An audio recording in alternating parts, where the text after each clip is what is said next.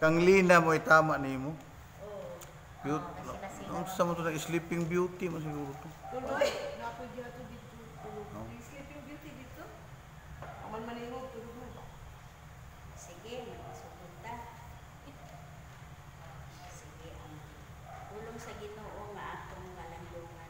Malandungan ka na makita sa Juan 20:21. Naingon nga ipadala ako sa amahan, ipadala usab ko kamo.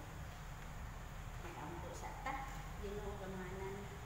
Dalay mo ang mga ng Diyos ang namin kami. Ito ang Lord, anya kami. Usab ko nga tuon, magkamalandong sa imong tulong.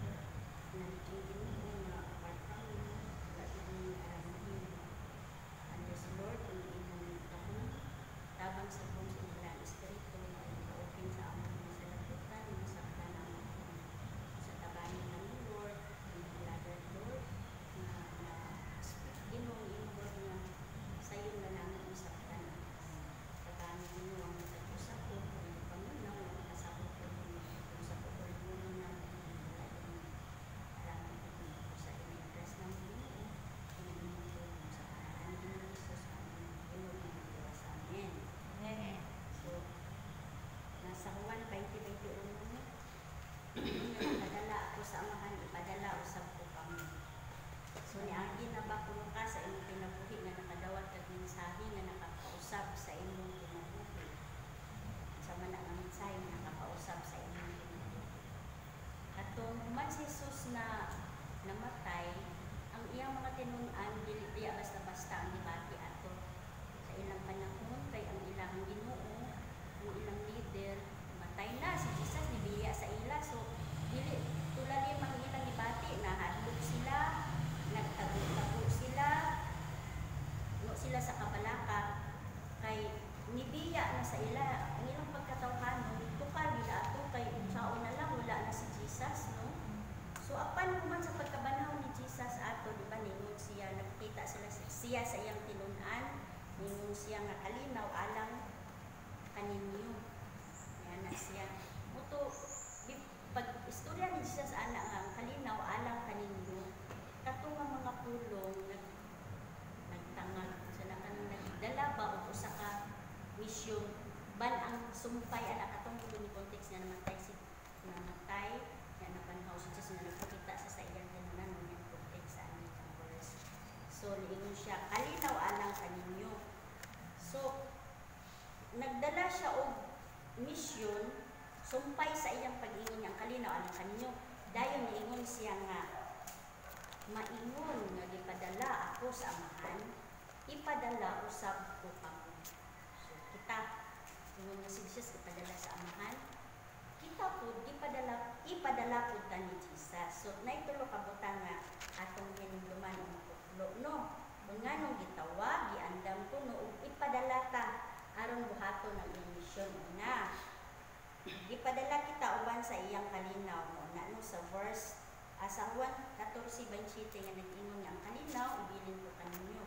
At ang kalinaw dili sama sa ikahatag sa kalibutan ihatag ko kaninyo. Ayaw ka mo kabalaka o ayaw ka mo kahadlok. Pasabot dili ta gipadala uban ng kahadlok kundi dili uban sa kalinaw. O ang kalinaw maupod ang atong kusog o armas nato. So, buot pasabot, kung ibubo sa Diyos ang iyang kalinaw sa ato, sa panahon na kita iyang gamiton, ngadto sa mga tao na wala pa din makabalo sa mga tao dito nga nabulutahan pa sa kamatuoran, wala pa din relasyon. O sabot, gi-assured ka ni God nga ang peace nga gikan sa iya, iyang ibubo sa ato. So, ito, ikaduha, ipadala ko kita sumay sa iyang inimplo. Ipadala si Jesus sa amahan uban ang gugma. Bagay, grabe ang love ni God kay Jesus. Ipadala niya sa kalibutan. Tumuting igugma ta niya. Mupod na ang kita usab. Ipadala ko ta ni Jesus nga naatay gugma. Puno ka sa gugma. Adto sa mga tao na kuhaw ug nanginahanglan sa kanang kaluwasan. So niabot si Jesus dili sa kalibutan aron sa pag-alagad kita po ba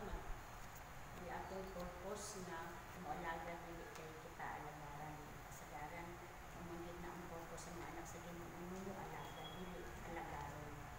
Si Jesus mitungha sa mga niwala mo punta nga ato tinguha nga katong mga nangawala ato silang pangitaon tinguhaon ug sultihan sa kamatuoran. Kung ang style ni Jesus mao daw ato sundon samtang naa pa siya diri sa kalibutan pa ang style ni Jesus sa pagpanangyaw ko ang puno sa gugma o kaluoy. So mao sabta puno ta sa gugma pagbati kaluoy sa mga tao kanang mahangawa tabang atong pagbati sa ilaha. Kanang sama kay Jesus nga dili lang physical kundi labaw sa tanan spiritual. So nga na no kung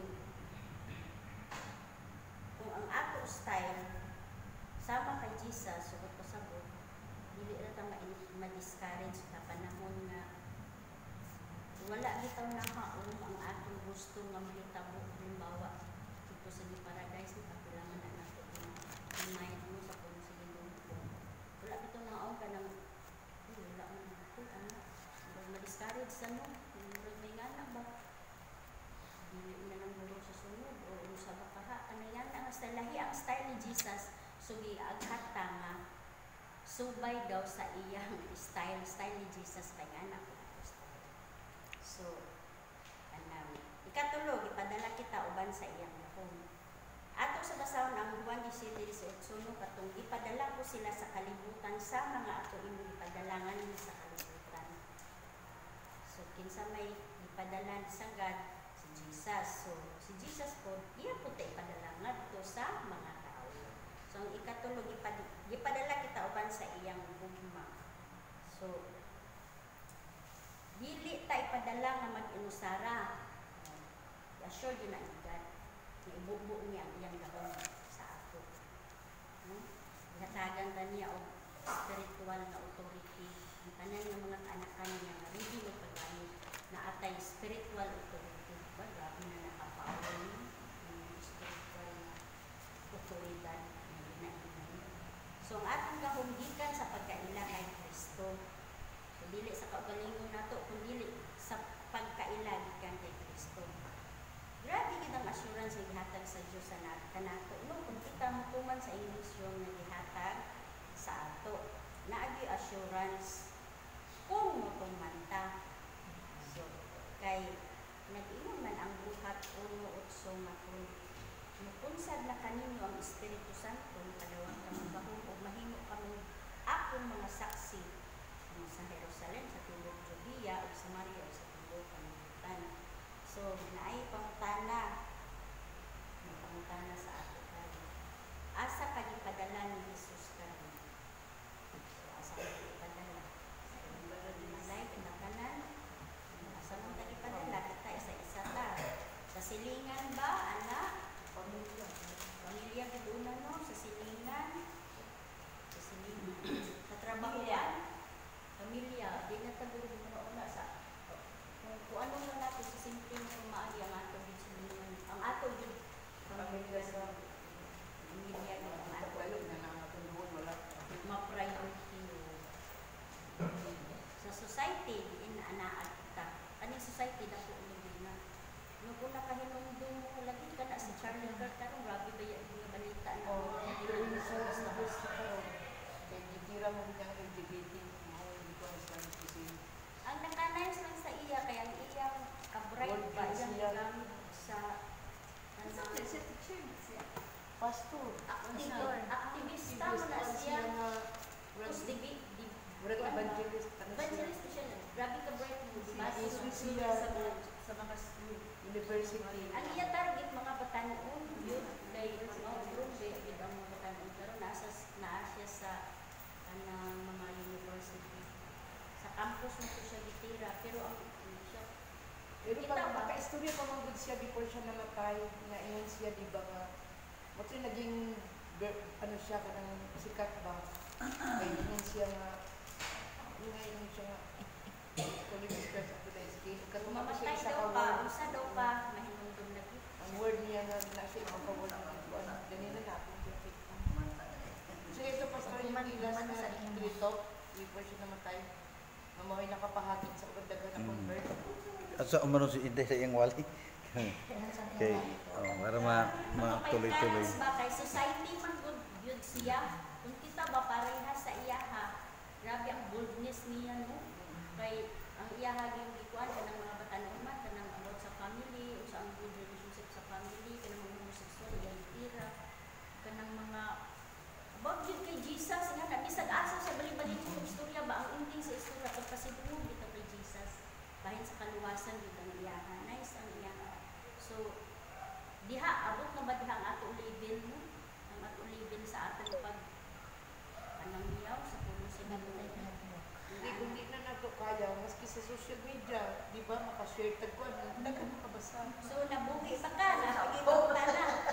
Nabuhi ba ka? Isip di padala o nagpabilin lang ang luwas o hilom. So hilom ka sa kamala na siguro sila basta kita luwas na ka. Ano?